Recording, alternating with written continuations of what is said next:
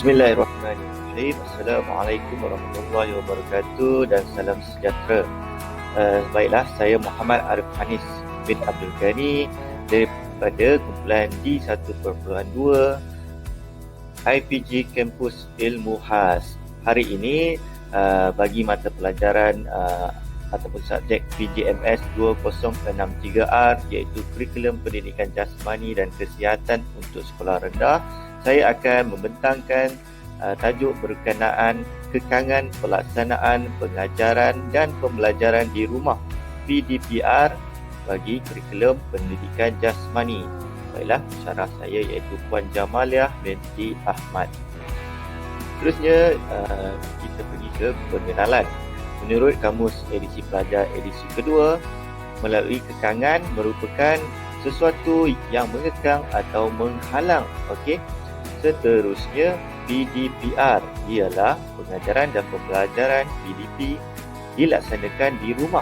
PDPR boleh dilaksanakan dalam talian dan atau luar talian dan atau offsite dengan berstruktur dan terancang oleh Kementerian Pendidikan Malaysia 2020.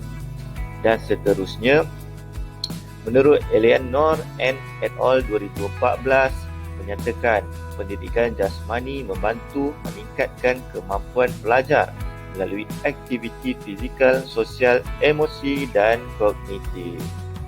Seterusnya, mengenai isu berkaitan iaitu kekangan pelaksanaan pengajaran dan pembelajaran di rumah bagi pendidikan jasmani membawa kita kepada faktor-faktor.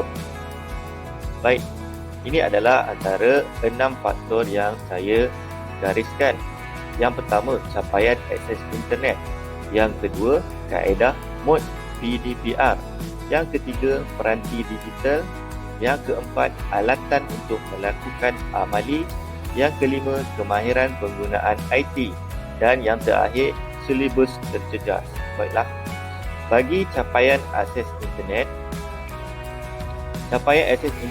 dari segi penghantaran tugasan bagi murid akan mengalami sangat keterbatasan dan juga terhad. Okey, capaian mereka agak lemah bagi mungkin di coverage di kawasan rumah mereka juga tidak stabil. Begitu juga oleh guru untuk menyampaikan pembelajaran menerusi medium menggunakan internet juga akan menjadi terhad, bergantung kepada kawasan masing-masing.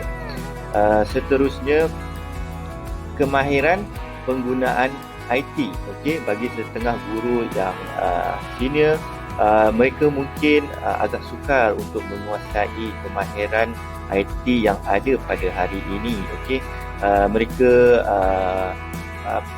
boleh dikatakan agak sukar dan untuk menguasai apa yang dihidangkan pada teknologi pada masa kini. Jadi itu secara tidak langsung menjejaskan PDPR tersebut. Begitu juga dengan murid. Ada juga murid yang tidak dapat menguasai penggunaan IT dengan baik. Seterusnya, kaedah atau mod PDPR. Okey, bagi pembelajaran dan pengajaran di rumah menerusi manual PDPR yang dikeluarkan oleh Kementerian Pendidikan Malaysia, boleh melakukan sama ada secara atas talian, luar talian ataupun dari segi gabungan. Kita fokuskan kepada mod. Mod yang dimasukkan di sini adalah ada setengah guru menggunakan medium Google Classroom, ada setengah guru menggunakan medium Google Meet sahaja, ada setengah guru menggunakan modul.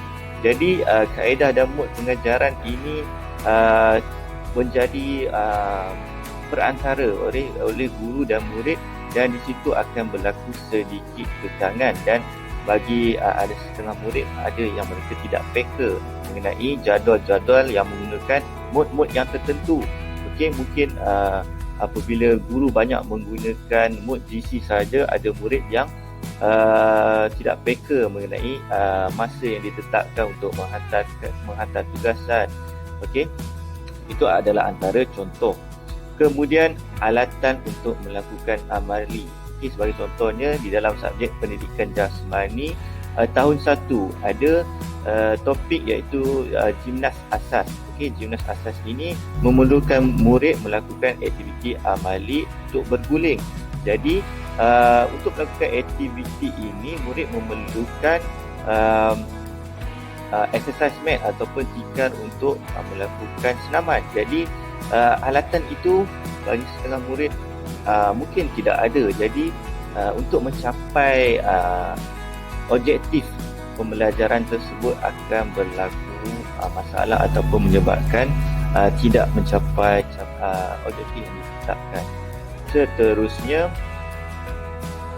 silibus terjejas. Okey, menerusi apa yang berlaku ini, pastinya silibus akan terjejas. Okey, kalau kita lihat di SKP, antara SK dan SP itu yang telah ditetapkan bakal tidak akan mencapai secara 100%.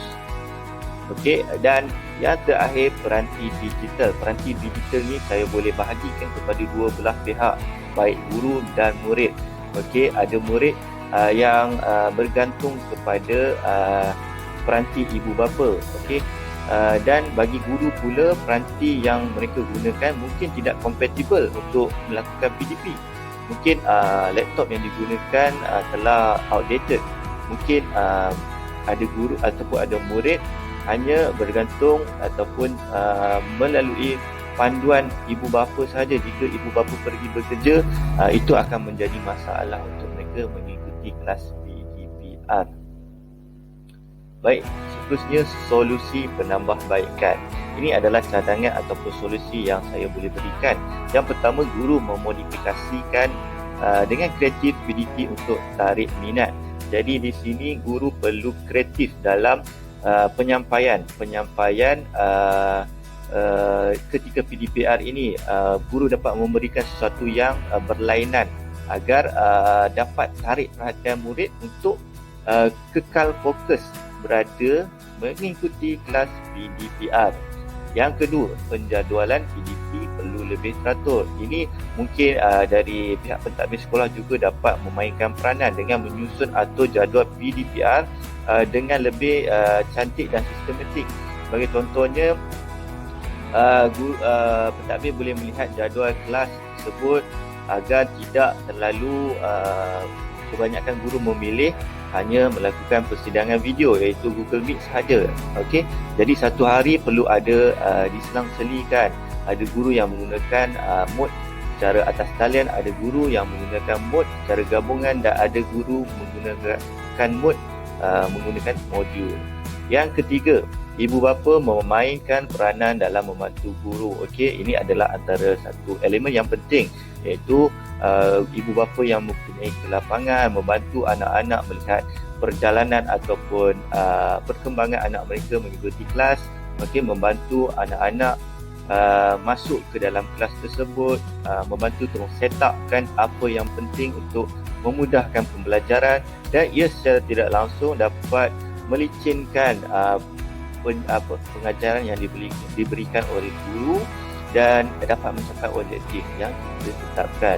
Dan yang terakhir, guru boleh menggabungkan cara dalam mood pengajaran. Okey, ini guru boleh menggabungkan cara.